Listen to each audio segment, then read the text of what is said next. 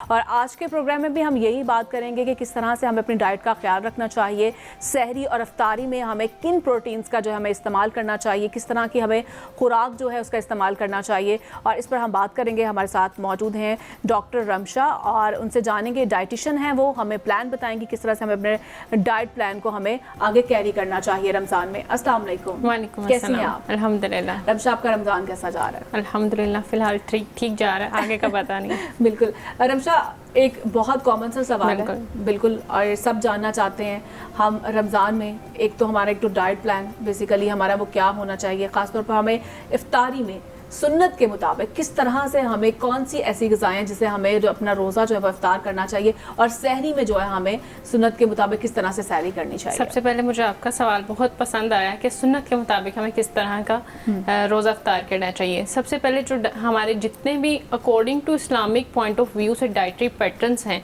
ठीक है, जिस तरह के डिफरेंट बुक्स भी आ चुके हैं जिसमें तिब्बे नबवी हैं या जो भी नरेट हो चुके हैं कुरान मजीद में, वो एक बेस्टेस्ट जो होता है हमारे पास डाइटरी पैटर्न्स होते हैं। जैसे कि हमारे पास सुन्नत नबी सल्लल्लाहु अलैहि वसल्लम है, जिसमें हमारे पास सबसे पहले आता है कि खजूर के साथ रोज़ा खोला जाए। ठीक है, बिल्कुल। खजूर, अगर मैं उस पर बात करने लगूँ, खजूर एक नेचुरल फ्रूट है। जैसे ही रोज़ा इफ्तार होता है हम उसकी कंजप्शन करते हैं, उसमें एक इम्यूनिटी बूस्टर के इतने न्यूट्रिएंट्स अवेलेबल होते हैं, इतने एंटीऑक्सीडेंट अवेलेबल होते हैं, वो हमारी जो स्टमक को फ़ौरन एक्टिव कर देता है कि हमारी बॉडी अलर्ट हो जाती है कि हमारा कंजप्शन पैटर्न शुरू होने वाला है। इवन कि जितने टॉक्सिन्स होते हैं, जितने भी हमारी बॉडी में फैट टॉक्सिन्स होते हैं, उसको अच्छे से रिमूव करना शुरू कर देता है। और एक अलार्मिंग सिचुएशन हो जाती है जब हम उसके साथ पानी की कंजप्शन करते हैं। ऑलरेडी हमारा एक्सक्रीटरी सिस्टम जो है वो एक्टिव हो जाता है। लेकिन हम देखते हैं हम मीठे मशरूबात का बहुत इस्तेमाल करते हैं, तो क्या हमें वो मीठे मशरूबात इस्तेमाल करने चाहिए, खास तौर पर हमें इफ्तारी में? जी, जो मीठे मशरूबात लिए जाते हैं उसमें हमारा इम्पैक्ट ये आता है कि जैसे ही हम रोज़ा इफ्तार करते हैं, हमारी बॉडी में पूरा दिन कुछ भी कंज्यूम नहीं किया होता और फ़ौरन ही हम शुगर की कंजप्शन करना शुरू कर देते हैं, जो कि हमारी बॉडी टॉक्सिन्स को रिमूव करने के बजाय उसमें एडिशन करना शुरू कर देती है, जो कि हमारी बॉडी में मुकम्मल तौर पे जो टॉक्सिसिटी है वो अच्छे से रिमूव नहीं होती, एंड बल्कि वो मसल्स में जमा होना शुरू हो जाती है एज अ बैड ग्लूकोज के फॉर्म में। ठीक है, जिस तरह हमारे पास गुड कार्ब्स आते हैं, इसी तरह बैड कार्ब्स की फॉर्म में वो हमारे में जमा होना शुरू कर देती है, जो कि हमारे डिफरेंट जो है डिजीजेस को ट्रिगर करना शुरू कर देता है। आपने देखा होगा कि फ़ौरन हम इतने मशरूबात ले लेते हैं कि बाद में दिल खराब होने लग जाता है, ठीक है, और वॉमिटिंग वगैरह स्टार्ट होने लग जाती है, सा फील होता है आपको। बिल्कुल। आप लाइट से जो है उससे रोज़ा इफ्तार करें, पानी की कंजप्शन करें, ताकि आपके जितने भी न्यूट्रिएंट्स हैं वो अच्छे से क्लियर हो और आपको एब्जॉर्ब हो, ठीक है, और ताकि आपकी जो हेल्थ है का इम्पैक्ट आपके चेहरे से पता लगे कि आप एक हेल्दी डाइट की कंजप्शन कर रहे हैं।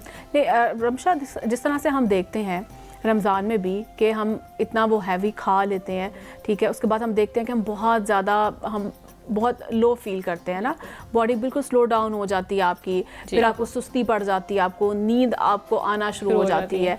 तो इसके लिए हमें क्या करना चाहिए? एक तो ठीक है हम ज़्यादा खा लेते हैं, कुछ ऐसी भी होता है समटाइम, कुछ हेल्दी भी हम खा लेना तो उससे भी हमें ये फील होता है। क्यों होता है ऐसे फील? बेसिकली सबसे मेन फैक्टर ये आता है कि फ्राइड फूड की कंजप्शन। ठीक है, हम जैसे ही रोज़ा इफ्तार होता है, शुगरी ड्रिंक्स की कंजप्शन के बाद फ्राइड फूड्स पे आ जाते हैं, ठीक है, जो कि टाइम टेकिंग प्रोसीजर होता है, उसको डाइजेस्ट होने में टाइम लगता है। ठीक है, एकदम से हम सारे प्रोटीन्स, सारे विटामिन इकट्ठे कर लेते हैं, सारे फ्रूट्स हम यूज कर लेते हैं। मींस कि हमारे पास कोई पोर्शन नहीं ना होता कि हमने कौन सी चीज कितने पोर्शन में लेनी है और कैसे लेनी है। ठीक है, हम उसको सिर्फ कंजप्शन में ले आते हैं, बस जो मिलता है खा लिया, जो मिलता है खा लिया। देन हमारे पास जो एक फिनोमिना होता है कि हमारी जो ग्लूकोज जो भी हमने फूड पर कंजप्शन की होती है, जिसमें प्रोटीन फैट्स, उनकी ब्रेक डाउन होनी होती है, जो कि मुकम्मल नहीं हो रही होती, जिसकी वजह से फिर हमारे पास लीवर जो है उसके साथ हमारे पास इंसुलिन प्रोड्यूस कर रहा होता है डाइजेशन ऑफ उसकी कार्ब्स की करने के लिए, वो भी प्रॉपर तरीके से वर्क नहीं करता, जिसकी वजह से इंसुलिन स्लो ना जो है रिलीज होना शुरू हो जाती है, जिसकी वजह से हम जो है डिजीनेस फील करना शुरू कर देते हैं, जो कि हमारे हेल्थ पे बहुत बैड इम्पैक्ट क्रिएट करता है। और समटाइम्स ये भी कहा जाता है कि जिनको इंसुलिन रेजिस्टेंस है उनको इन फ्यूचर में डायबिटिक होने के चांसेस होते हैं। ठीक है, तो उनको इन चीज़ को इम्प्रूव करना चाहिए। खासतौर पे ओबेसिटी के जो होते हैं पेशेंट्स या क्लाइंट्स, उनमें बहुत ज़्यादा ये चीज़ें पाई जाती हैं एज कम्पेयर टू अगर आप देखेंगे नॉर्मल पर्सन में। ठीक है, तो आप एक तो वेट मेंटेनेंस इसमें बहुत ज़्यादा इम्पैक्ट करता है, दूसरा आपका डाइटरी पैटर्न तो करता ही करता है। ठीक है। और इसके साथ फिर हमें कौन सी ऐसी ग़िज़ा है जो खानी चाहिए इफ्तार में? जैसे कि आपने बताया पहले प्रोटीन हो, ठीक है, इसमें कौन से फ्रूट्स का इस्तेमाल हमें करना चाहिए, कौन सी वेजिटेबल्स खानी चाहिए, हमें मीट का कितना इस्तेमाल करना चाहिए? बेसिकली ना एक हमारी सोसाइटी में ना थिंकिंग ये है कि हमने कार्ब्स की कंजप्शन नहीं करनी, बल्कि ये नहीं बताया गया किस तरह के कार्ब्स की कंजप्शन नहीं करनी। गुड जो है कार्ब्स है, बैड कार्ब्स हैं। अगर हम सुन्नती तरीके से देखें तो तलबीना जो है एक बहुत अच्छा एक सोर्स है, ठीक है। ख़ास तौर पे जिनको हार्ट डिजीज़ है, कार्डियोवैस्कुलर डिजीज़ है, डायबिटिक पेशेंट हैं, उनको इस तरह के जो कार्ब्स हैं वो तलबीना से अगर लें तो उनके लिए बहुत अच्छा इम्पैक्ट क्रिएट करते हैं, ठीक है। फॉर एग्जांपल अगर आपने प्रोटीन की कंजप्शन करनी है तो एक लिमिट में रह के, ठीक है। अगर तो किडनी का पेशेंट है तो आप उसको प्रोटीन की जो है उसको थोड़ी लिमिट कर दें ताकि उनकी किडनी पे इम्पैक्ट ना आए।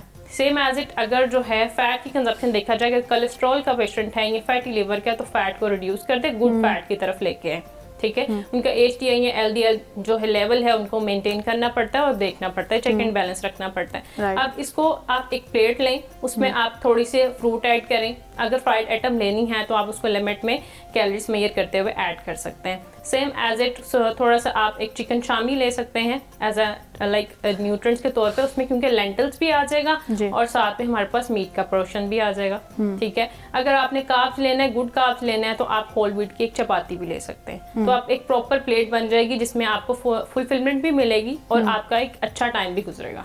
ठीक है।